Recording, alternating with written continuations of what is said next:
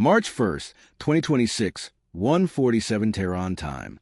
On the main display in Iran's Air Defense Command Center at Natanz, two tracks, both supposedly civilian, began to diverge by 0.3 arc minutes. The operator blinked, refreshed the picture.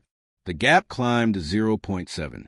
Not critical yet, but the on-duty Islamic Revolutionary Guard Corps, IRGC, officer, Major Rizai, felt the chill.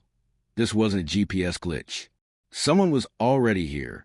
The facility wasn't just a nuclear center.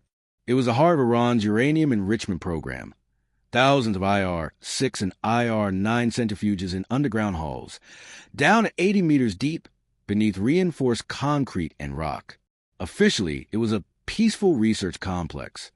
In reality, it was where Iran stood closest to a nuclear weapons threshold. After the strike that killed Ali Khamenei on February 28, Tehran had poured maximum protection into the site.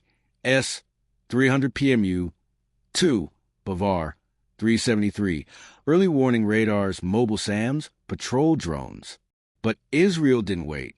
Operation Dawn Shield had begun 47 minutes earlier. 4 F-35 Ayadir, Safa, lifted off from Nevatim Air Base at 042.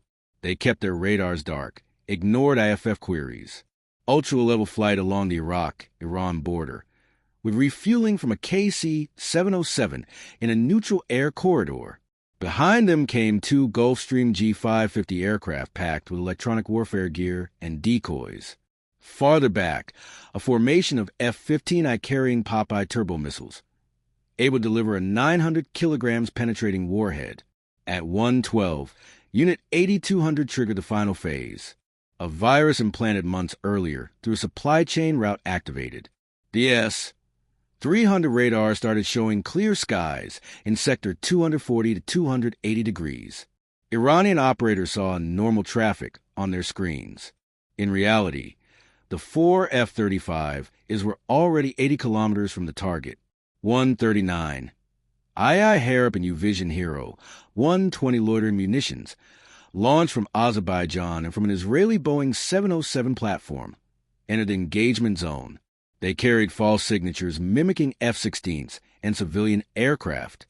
Iranian radars registered a threat from the north and swung their antennas that way. A diversion. 144. The F-35 reached release range. Internal bay doors open for 1.8 seconds. 4 GBU.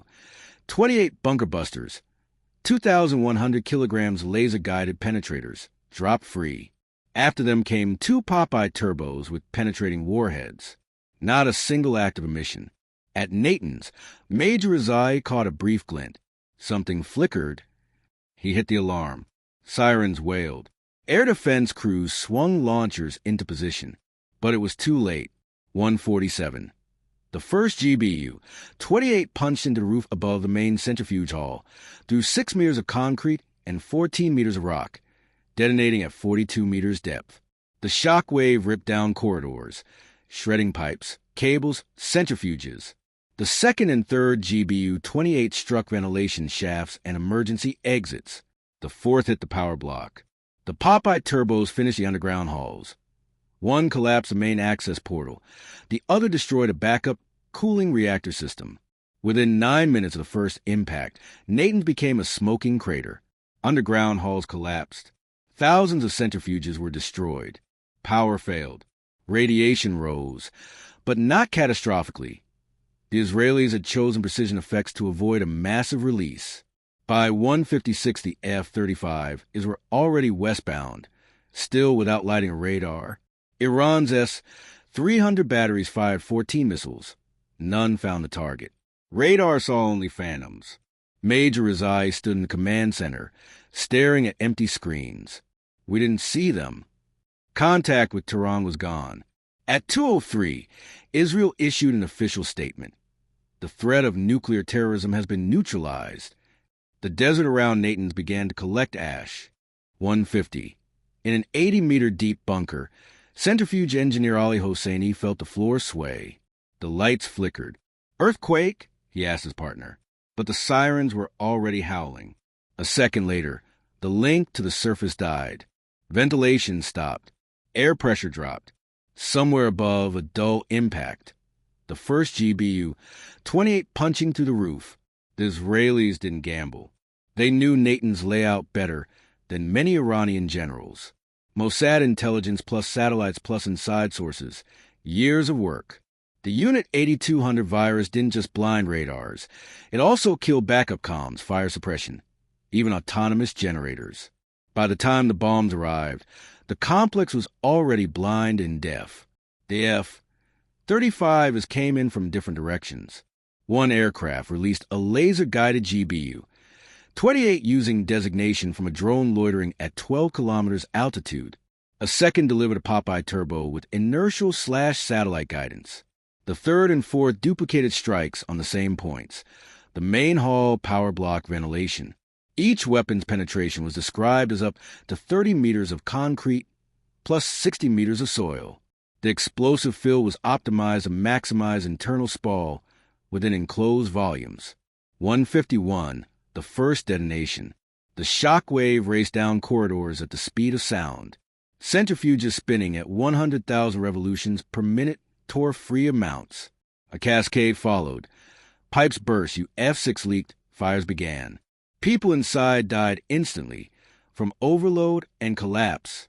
On the surface, Bavar 373 crews opened fire. 8 missiles climbed, but the F-35s were already beyond the horizon, while the Harab decoys kept circling, dragging radar attention away.